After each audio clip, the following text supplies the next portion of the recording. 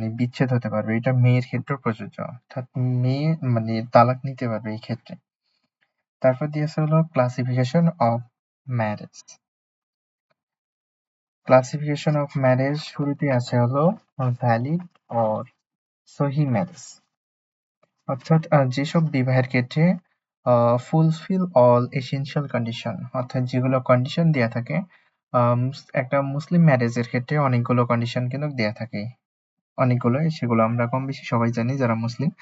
তো সেই ক্ষেত্রে যেগুলো দেয়া থাকে কন্ডিশন, সেগুলো সব কন্ডিশন যদি ফুলফিল হয়, অর্থাৎ এখানে দেয়া আছে ফুলফিল অল এসেনশিয়াল কন্ডিশন, এই সব কন্ডিশন যদি ফুলফিল হয় তাহলে সেটা ভ্যালিড ম্যারেজ হিসেবে গণ্য হবে, ভ্যালিড বা সহি ম্যারেজ।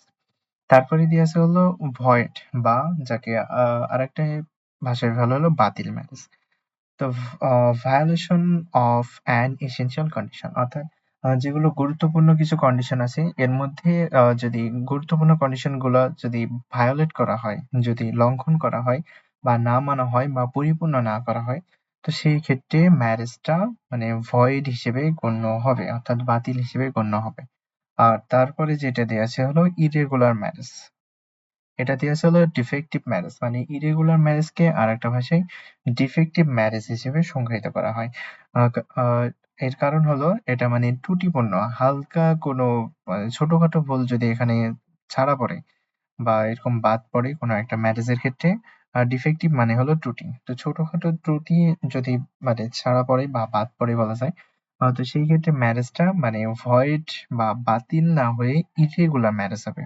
এখানে দেয়া আছে defect is not so fundamental, অর্থাৎ গুরুত্বপূর্ণ কোনো যদি নিয়ম কানুন ছাড়া না পড়ে বা বাদ না পড়ে, তাহলে সেটা ইরেগুলার ম্যারেজ হবে। আর যদি গুরুত্বপূর্ণ কিছু কন্ডিশন ফিল আপ না হয়, তাহলে সেটা ভয়েড ম্যারেজ হিসেবেই গণ্য হবে। এই দুটোর মধ্যে পার্থক্য একটু মানে বুঝতে সমস্যা হয় সবারই। আশা করি আর সমস্যা হবে না। তারপর দিয়ে আছে হলো different instance of irregular marriage, অর্থাৎ মানে কোন কোন ক্ষেত্রে ইরেগুলার ম্যারেজ ধরে নেব আমরা। তো ম্যারেজ উইদাউট উইটনেস, অর্থাৎ একটা সাক্ষী ছাড়া যদি কোনো বিবাহ সম্পন্ন হয়, যেখানে সাক্ষীর কোনো উপস্থিতি নেই, তো সেই ম্যারেজটা মানে কি বলবো, ইরেগুলার ম্যারেজ হিসেবে গণ্য হবে। যদি সাক্ষীর মানে অনুপস্থিতিতে কোনো বিবাহ সম্পন্ন হয়। আর ইরেগুলার ম্যারেজের ক্ষেত্রে এটা মানে ভয়েড না, তো সেহেতু এটা যদি নতুন করে আবার সব নিয়মকানুন মেনে বিবাহ সম্পন্ন করা হয়, তাহলে সেটা মানে ভ্যালিড হিসেবে গণ্য হবে। দ্বিতীয় নম্বরে দেওয়া আছে হলো ম্যারেজ বাই আনলফুল কন্ডিশন, অর্থাৎ এটা দ্বারা বোঝানো হয় যে একজন পুরুষ দুইজন কাছাকাছি সম্পর্কের বা আপন সম্পর্কের কোনো মেয়েকে বিয়ে করতে পারবে না। অর্থাৎ উদাহরণস্বরূপ আমরা বলতে পারি কোনো ব্যক্তি একই সঙ্গে দুই বোনকে বিয়ে করতে পারবেন না। অর্থাৎ দুই আহ একদম আপন বোন, যদি দুই বোনকে একসঙ্গে একটা পুরুষ বিয়ে করা সম্ভব নয়, এটা সম্পূর্ণরূপে হলো ইরেগুলার ম্যারেজ। অর্থাৎ আপনার যদি বর্তমান স্ত্রী থাকে, তো যদি আপনার শালিকা তাকে বিয়ে করতে চান, তো বর্তমান স্ত্রীকে তালাক দেওয়ার পর আপনার ইদ্দা পিরিয়ড যে কয়দিন থাকবে, ওটা সম্পূর্ণ হওয়ার পর আপনি দ্বিতীয় বিয়ে করতে পারবেন। তো সেই ক্ষেত্রে মানে এটা ভ্যালিড হবে, তাছাড়া এটা ইরেগুলার ম্যারেজ হিসেবে গণ্য হবে। তারপর দেয়া আছে হলো ম্যারেজ উইথ ফিফথ ওয়াইফ, অর্থাৎ আপনার বর্তমানে মানে ৪ টা ওয়াইফ আছে। যদি কোনো পুরুষের ৪ টি স্ত্রী থাকার পরেও মানে ৫ম বিয়ে করে, তাহলে ৫ম বিয়েটা তার ইররেগুলার ম্যারেজ হবে। যদিও তার ৪র্থ স্ত্রী ইদ্দা পিরিয়ডের সময় মানে ইদ্দা পিরিয়ডের চলাকালীন সময়ে বিয়ে করে, তাও তা ইররেগুলার ম্যারেজ হিসেবেই গণ্য হবে। আর এক্ষেত্রে ৫ম বিয়ে করতে চাইলে তার পূর্বে ৪র্থ স্ত্রীর মধ্যে যেকোনো একটা স্ত্রীকে তালাক দিলে এই ম্যারেজটি বৈধ হিসেবে গণ্য হবে। অর্থাৎ এটা ইরেগুলার ম্যারেজ হিসেবে গণ্য হবে যখন ৫ম বিবাহ করা হবে। তো সেক্ষেত্রে ওই ম্যারেজটাকে যদি বৈধতা দান ক মানে করতে চায় কেউ, তাহলে পূর্বে ৪ টা স্ত্রীর মধ্যে যেকোনো একটা স্ত্রীকে তালাক প্রদান করতে হবে। তাহলেই ৫ম স্ত্রী মানে ৫ম তো থাকবে না, তখন ৪র্থ অবস্থানে চলে আসবে। তো সেই ক্ষেত্রে তিনি মানে ভ্যালিড, বিবাহটা ভ্যালিড হিসেবে গণ্য হবে। এছাড়া বিবাহটা সম্পূর্ণরূপে মানে ইরেগুলার ম্যারেজ হিসেবেই গণ্য হবে। তারপরে যেটা দেয়া আছে ম্যারেজ উইথ নন মুসলিম। নন মুসলিম মেয়েদের ক্ষেত্রে মানে অন্য কোনো ধর্মের ছেলেকে বিয়ে করা সম্পূর্ণরূপে নিষিদ্ধ করা আছে। তবে ছেলেদের ক্ষেত্রে কিছু সুযোগ সুবিধা আছে, যেমন তারা আহলে আল কিতাব জিউস আর খ্রিস্টিয়ান মেয়েকে বিয়ে করতে পারবে। এছাড়া কেউ যদি অন্য কোনো ধর্মে, যেমন হিন্দু ধর্মে একজন মুসলিম যদি একটা হিন্দু ধর্মের মেয়েকে বিয়ে করতে চায়, তাহলে সেই ম্যারেজটা ইরেগুলার ম্যারেজ হিসেবে গণ্য হবে।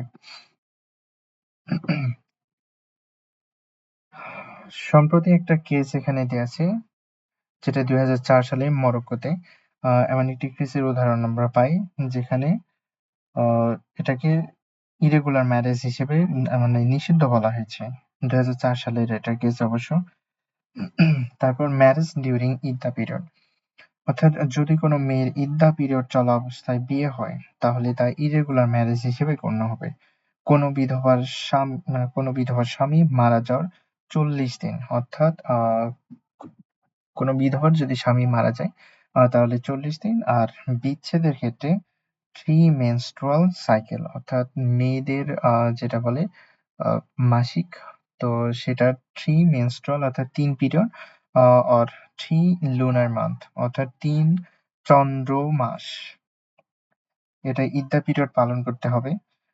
ধরা যায় সেই হিসেবে আমরা বলতে পারি যে ৯০ দিন একটা মেয়েকে ইদ্দা পিরিয়ড পালন করতে হয় যদি তার বিচ্ছেদ হয়। আর যদি তার স্বামী মারা যায় তাহলে ৪০ দিন ইদ্দা পিরিয়ড পালন করতে হয়।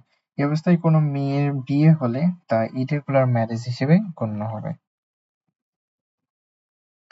তারপর আমরা ৬ নম্বরে যেটা দেখছি, ম্যারেজ উইথ ট্রিপল ডিভোর্স, অর্থাৎ ৩ তালাক প্রদানকারী স্ত্রীকে যদি পূর্ব স্বামী বিয়ে করে, এবং যদি ইন্টারভেনিং ম্যারেজ, যেটা বাংলায় বলে হিল্লা ম্যারেজ, যেটা আমাদের প্রচলিত একটা কথা আছে হিল্লা ম্যারেজ, হিল্লা ম্যারেজ না হয়ে থাকে, তাহলে তা সম্পূর্ণরূপে অবৈধ বা বাতিল বলে গণ্য হবে।